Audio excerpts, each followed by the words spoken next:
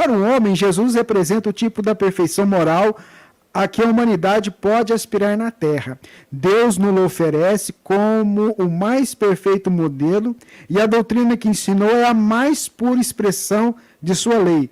Porque, sendo Jesus o ser mais puro que já apareceu na Terra, o Espírito Divino o animava. Então, o primeiro ponto que Allan Kardec apresenta para a gente, como dissociar o homem da humanidade. Eu queria observar que tem uma questão na tradução que você pegou que está diferente do Esperanto e está diferente do francês.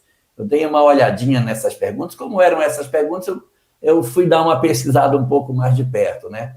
E observe só como está traduzido em português no final do comentário. Como é que a última partezinha do comentário diz aí assim,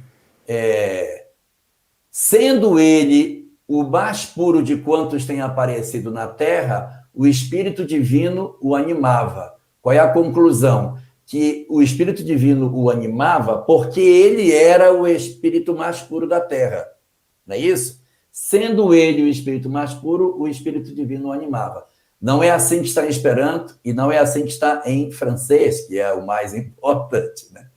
Então, a gente tem uma construção diferente. A construção é assim, porque em Esperanto e em francês também, porque Jesus era animado do Espírito Divino e era o mais puro ser que já apareceu sobre a face da terra.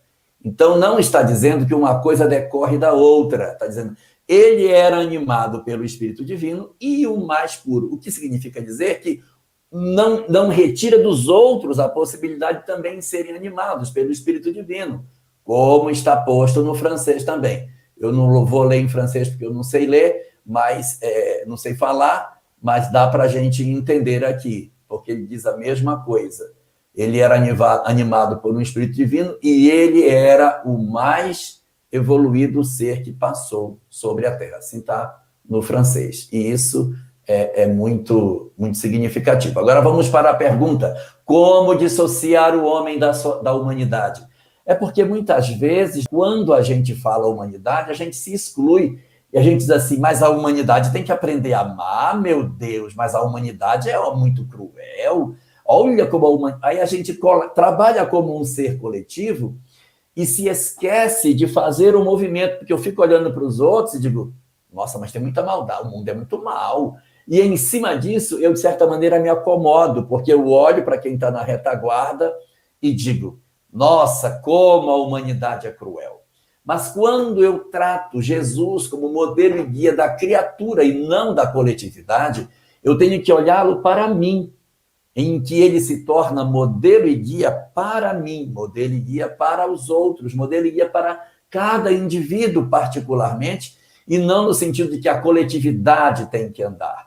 E aí uma coisa importante para se observar, quando a gente fala dessa questão de transição planetária, é que as pessoas acham que a transição planetária é uma virada de chave, que nós estamos todos aqui e de repente, pá, todo mundo vira regeneração.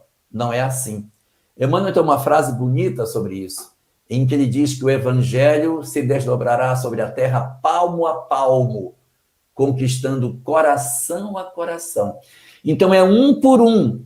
Cada dia que alguém toma a decisão de dizer, não serei mais assim, eu serei diferente, não quero mais ser dessa forma, estou cansado de ser como sou, estou exausto de odiar, quero perdoar e quero fazer uma nova história. Cada um de nós que toma essa decisão é uma pecinha mais que vai virando no jogo. Cada pecinha que vira, quando você olha, o planeta está transformado.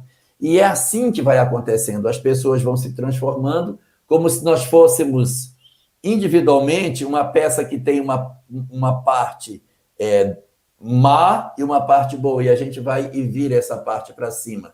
Na medida que as peças vão virando, o tabuleiro vai se transformando e você vai tendo uma visão paulatina da transformação. E não é necessário que a humanidade inteira se transforme para que a regeneração comece. Observe a Terra. A Terra é um mundo de provas e expiações, mas tem muita gente ainda em fase de mundo primitivo, que ainda tem características do mundo primitivo lá de trás da pré-história. Então, as características têm que ser vistas no indivíduo, porque é a transformação de cada um de nós como se fosse uma pequenina lâmpada que se acendesse, que vai trazendo para a humanidade a percepção de um mundo de regeneração, naquele velho conceito do Evangelho: brilhe a vossa luz. Cada um que acende vai tirando a terra da escuridão, trazendo para a luz. É um processo assim: eu me transformo, que transforma o mundo, que me transforma, que transforma o mundo.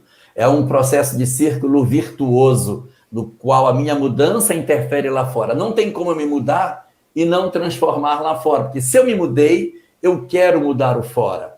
E se eu mudei, transformei lá fora, eu me tornei melhor. Com a seguinte observação: não é nosso propósito salvar as pessoas.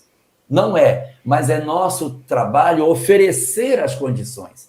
Então, eu não devo me encastelar na minha pretensa virtude e não querer oferecer isso aos outros. Nosso papel é oferecer à humanidade novas visões. Ofereça, sem a pretensão de conseguir efetivamente mudar as pessoas. Porque o nosso propósito na encarnação é vencer a nossa indiferença, o nosso desamor, a nossa condição. Comparando aí com a Fraternidade Sem Fronteira, alguém poderia dizer: coitado, não vão conseguir nunca resolver o problema do mundo. A fome é maior do que a mão deles. Eles têm muitas mãos, mas a fome é muito maior. Nunca vão resolver. Nunca vai fazer diferença. Mas para cada pessoa que o prato foi estendido, fez diferença.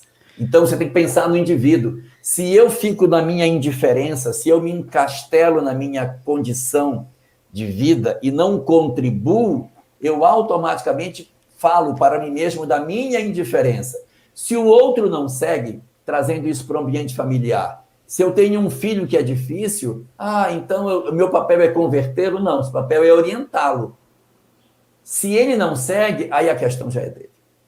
A questão é dele. Mas se eu desisto, aí a questão é minha. Então, qual é o nosso papel? Não ser indiferente, lutar, ensinar, não desistir, estar sempre empurrando, ajudando, mesmo que aparentemente não tenha resultado. Esse é o nosso papel, esse que é a minha transformação pessoal. E mesmo que durante toda a vida o meu ente querido não demonstre a menor mudança e que algumas pessoas digam: você está perdendo tempo. Ele não muda, esse cara aí é um caso perdido. Ele seria um caso perdido se não existisse a reencarnação. Mas o Evangelho segundo o Espiritismo, no capítulo 11, quando trata especificamente sobre benefícios pagos com a ingratidão, diz que quando você oferece e o outro não reconhece, no mundo espiritual ocorre uma transformação tão profunda nesse ser, em função da percepção da ingratidão que ele recebeu, que ele se sente comprometido diante da lei de dar um passo largo na direção do seu progresso, o que ele não faria se nós desistíssemos dele. Então, a não desistência do amor e do propósito de ajudar é que promove o crescimento dos outros. Eu vou dar só um exemplo disso. É o que Jesus faz com a gente. Ele investe, de novo, até que ele diz: meu Deus, eu não aguento mais. E aí você se sente movido a caminhar. Mas se nós tivéssemos sido abandonados, nós estaríamos encastelados na nossa imperfeição, dizendo: sou imperfeito mesmo, ninguém investe em mim. Mas o Cristo sabe, então ele vai botando, vai investindo, até que o peso do investimento nos desperta e nós dizemos: eu não suporto mais ser do jeito que eu sou.